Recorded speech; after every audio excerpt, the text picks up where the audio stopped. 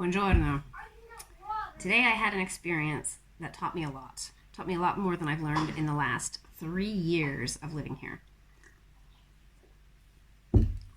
And more than my oh, that lemon water is so bad.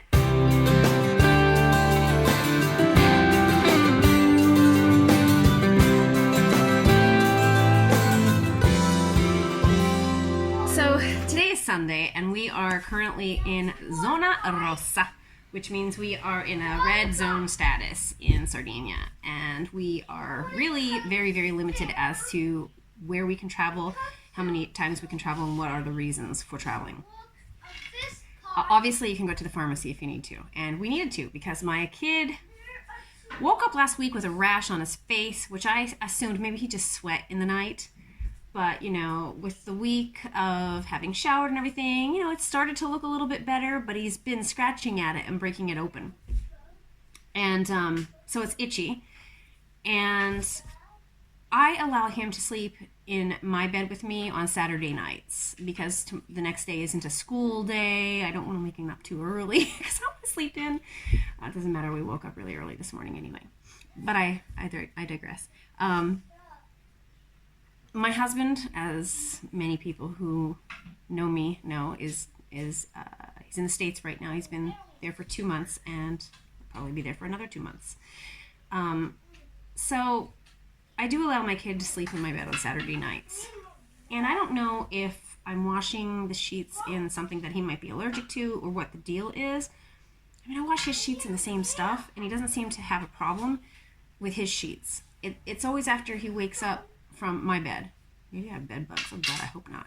Anyway, he's been sleeping on his daddy's pillow, which is kind of a very new microfiber pillow. Like, not microfiber, but like, what do you call that?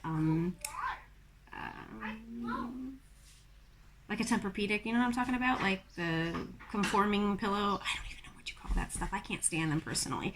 But anyway, he woke up again this morning with really bad rash. Like, it is even worse than last week when he first showed the signs of it, and his eyes a little bit swollen, but it's not conjunctivitis. He's got what looks like a bite here. We do have spiders sometimes. We get bit by them.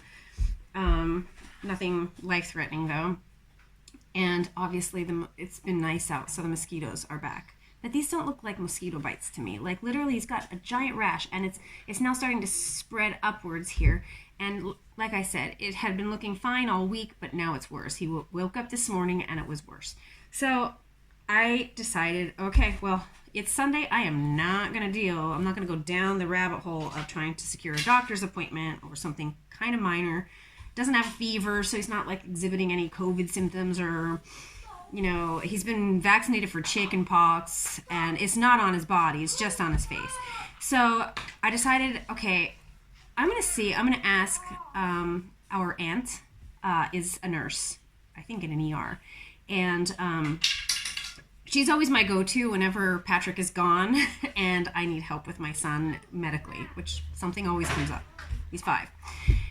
And so she said, here, I recommend this product or that product. So it's kind of like, Benadryl for kids, so to speak, And they have the compresse, which is like the pills, or they have gocce, which means drops, and they have topical treatments, obviously.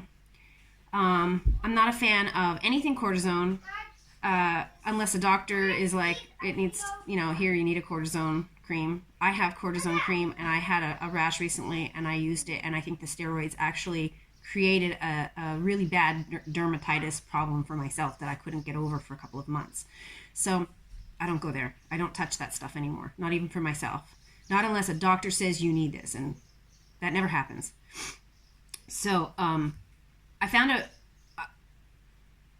she recommended a couple different products, but said go to the pharmacy and ask them. I said, okay, I'm going to deal with that for Sunday. I'm just going to try to give him something that hopefully will clear it up.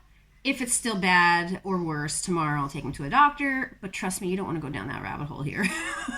After what I have just been through in having had some sort of a flu virus a few weeks ago, I'm not going down the rabbit hole of having to call around to try to secure doctor's appointments and pulling him out of school. I can't can't deal with it anymore. So where I try to treat it at home is how I try to treat it at home, unless it's life-threatening or very scary. So the pharmacy, la farmacia. Here is the talk of today. It's different than it is in the States. There are no such things as like Walgreens or Rite Aid or Target and Walmart pharmacies. Like, we just don't have big box stores here.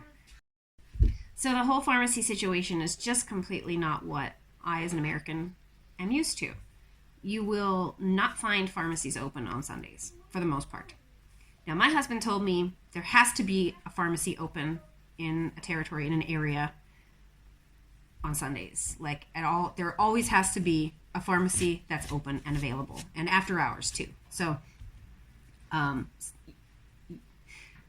originally I felt like I was completely SOL when it came to, if I needed something from the pharmacy, could I get it after hours or whenever I need it? And you just realize when you're driving past pharmacies, they always seem closed. They always seem closed during the lunch hours. They always seem closed after like 6 o'clock. They always seem closed on the weekends. Everything is just shut down and closed. So I never understood, how is it possible then that they are always open? That you said there's a pharmacy that needs to be always open. How is that possible? He could never explain it to me. So I learned today that in actuality, there are pharmacies, and mind you, every single pharmacy is privately owned here, okay? So, like I said, no big box stores, no corporations, nothing like that. Pharmacies are privately owned. And they take turns on Sundays. They take turns as to who's open any given Sunday. So, and there's a website that tells you who's open and where to go and what the address is and what the hours of operation are for that given Sunday, in turno, meaning in turn. And I was just like, how did I never know this before? Like, how did my husband not explain this to me? So I learned this today. Thank God for social media and asking friends. I learned that you can find out which pharmacies are open. Oh. I also learned the difference between a parafarmacia and a farmacia. A parafarmacia, I always thought it maybe doesn't mean like it's a holistic, you know what I mean, kind of pharmacy. And no, that's not really true, because we have holistic shops. We have herboristeria, I think they're called. Herboriste, okay, like herbalist stores for that type of stuff. But a parafarmacia is a pharmacy that will sell all kinds of over-the-counter pharmaceutical items, like, you know, like ibuprofen, Tylenol, that, you know, that kind of stuff. I use these American brand names. We don't have those names here. But basically anything that you don't need a prescription for, as well as sanitary items and that kind of stuff. I even saw whey protein in the parafarmacia today. So like stuff like that, you know, which was kind of shocking to me, because these pharmacies just aren't large like in America. So the fact that they are able to carry such a vast majority of products there is pretty impressive in such a small shop. And then the farmacia is where you have to go if you have a prescription that needs to be filled by a doctor. So we first went to the parafarmacia in our centro commerciale, which is our mall, our local mall. And because it's Sunday and we are in red zone status, it was amazing. I have to put some of the footage right here. Wow, everything's closed, huh? Everything's closed. They even have ropes off, and I couldn't park on the top level. All right, vieni. As you can see, everything was roped off. Everything was completely closed. Now, that's kind of normal on a Sunday, but not everything is closed on a Sunday in the mall. It was like a ghost town. It was pretty incredible. They even had the secondary parking structure, or parking area completely shut off. That's where I wanted to go, because the pharmacy is up on the top level. But then they had the escalator turned off. Like, you couldn't, they made it almost impossible to not have you go upstairs.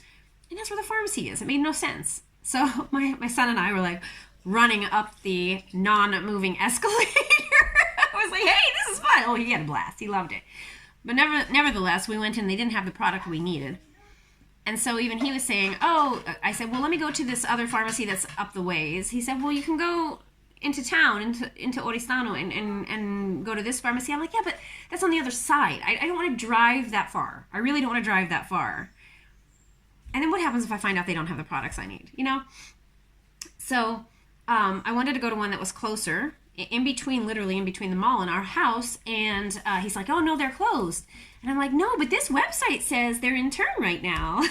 It's Sunday and it's their turn to be open. And I'm showing them. He's like, well, let's call them. So we went to that pharmacy and they had everything we needed. So that was good. So we got in something topical. They didn't want to give him the integrale, the internal, like the drops, because he's, like I said, he's not running a fever. He's not like sneezing or coughing. He's not displaying any other allergy symptoms. It's just on his face. And I just, for the life of me, I can't figure out what it is. It could be he's a kid and he's touching things, you know, and he's touching his face, and God knows, maybe he just got into something that gave him an allergic rash, or maybe he's allergic to the detergent I'm using. I don't know. Today's experience as a foreigner living in Italy, in Sardinia specifically, was very interesting, and I'm proud that I got everything done that I needed to get done. But it was quite the experience. I'll give you that. It was quite the experience.